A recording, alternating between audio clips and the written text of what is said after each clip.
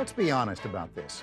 For all the talk these days about cyberspace and internet and world wide webs, most of us still have a close personal electronic relationship with maybe our television and telephone and our stereo. Even figuring out something like email is more than we want to tackle. So when an international group of journalists and photographers, computer freaks and engineers band together to demonstrate how the communication revolution really is changing the world, to demonstrate how interconnected we've all become, and when they do it in ways we can understand, we figured we'd better be there. It all happened yesterday. Information from every continent beaming instantaneously into one central point, where it was recorded and cataloged and marked for eventual packaging into a CD-ROM and a book and whatever else they come up with. It is marketing and entertainment, to be sure, but it is also a remarkable spectacle, a small glimpse at a world being born, one that resembles nothing we have ever seen before. ABC's Judy Muller was there to file her own record of the event. This picture's coming from Haiti. Washington, D.C. Army doctors at Walter Reed Hospital examine images on the internet to diagnose a soldier with a dengue fever rash in Haiti and another with a shrapnel wound to the eye in Somalia. South Africa. Residents of Nelson Mandela Township share a community computer that allows them to get to know people all over the world. Moscow. A cathedral is being restored based on archive information shared on the internet. This photographer, Jeremy Nichols, is just one of 150 photojournalists around the world involved in a radical experiment. They are documenting a single day on the internet by using the internet to transmit their work. I'll scan them into my computer and transmit them down a phone line to a bulletin board on the internet, which is based somewhere in San Francisco. That somewhere is here, inside a building on the San Francisco waterfront. This is mission control for the project known as 24 Hours in Cyberspace. Cyberspace is a place between my computer and your computer, and something happens in between. And it's something that I think is starting to change society in very dramatic ways, and that's what we've asked our photographers to try to capture over the next 24 hours. This day dawns, cyberspatially speaking, with images from Australia. 7:45, we got your first picture. All right, John, you just made internet history, pal. But taking in the photos is just the first step in a fairly complicated process, one aimed at creating an instant publication to be seen, where else? On the internet. So after the traffic guys take it in, then it comes over here, and what happens here? This is actually the story pod itself. Each story pod handles a different category, writing copy to go with the photos. In this Earthwatch pod, for example, copy editors work on a story about Chinese and American students learning together via the internet about penguins in Antarctica.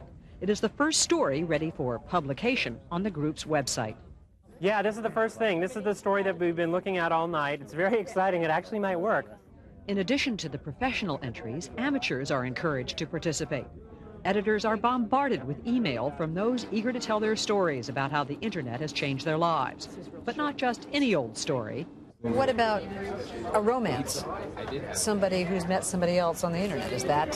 That's old hat. It's old. Of course, even cyberspace is becoming old hat to his generation. The internet is a tool.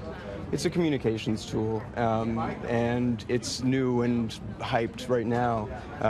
But 100 years ago, it was the telephone, and 10 years ago, it was the pager or the cellular phone or whatever the new technology might be. And in 10 years from now or 20 years from now, we'll look back and say, oh, the internet.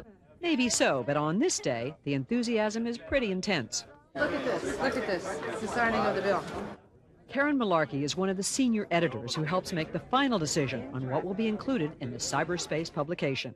The idea to do it live, I know AP does it all the time, but nobody's done it this way, with stories and live audio, and trying to get the audio, and people are calling in, giving their interviews from the North Pole or from the Amazon or wherever, and then we're recording it, making sound clips, first putting the pages out without, and then reissuing them with. It's kind of great.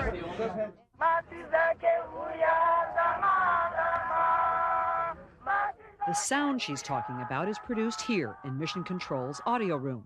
It's probably the most advanced digital audio publishing place in the world. It's our digital radio station. They're interviewing and debriefing every photographer as he or she sends his or her photos in, and we're capturing that. How high up is that crane that you went up on today, up above the rainforest? The interviews add a dimension an ordinary magazine cannot give.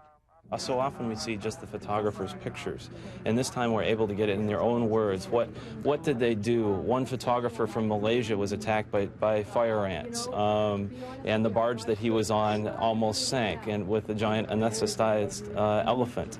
That audio information is then added to the final mix for the worldwide audience.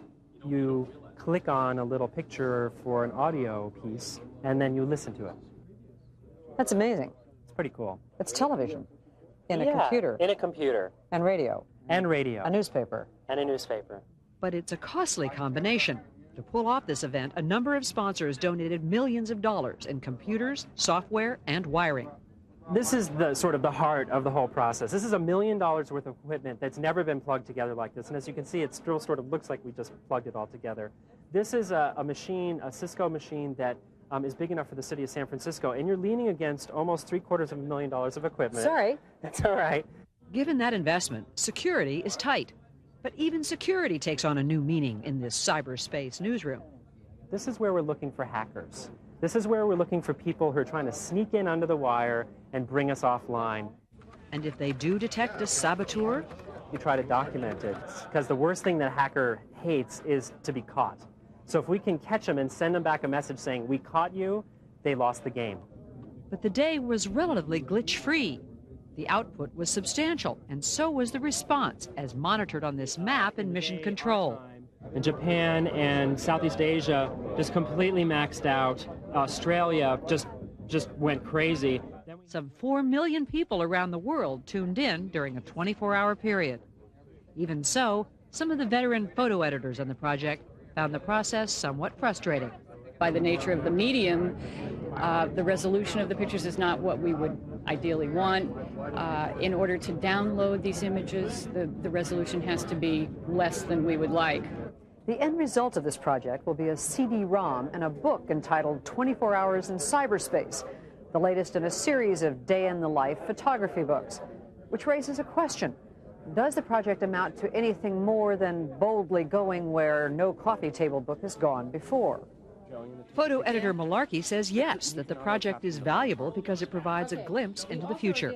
It's no different, really, than the skepticism people in radio had about television when it started. And so I see it as this wonderful market for people and an opportunity to have all new places to show their work. Because American magazines that used to do great picture stories are smaller and smaller and smaller in number. I can't imagine a day when I won't want to hold a magazine in my hand. But I can't imagine a day when you could do both. When you could see, use the internet for getting your information fast. It's a great resource. And she means fast. Throughout this day in cyberspace, images poured in from all over the world, from Malaysia to Moscow, Iceland to India. It's hard to sleep, I'll tell you. I was lying there just wanting to get back and see, and I walked in and saw these amazing stories, particularly this one from Africa, this guy who flies through with an airplane, missionary, doctor guy, and it freaked me out because I came in here and realized that they had been shot while I had been sleeping and then published, and millions of people had seen them all in the course of me being asleep for 2 hours. It's really exciting. Yeah, and this wave out here is about 5 feet. So many stories, so little time to surf them all.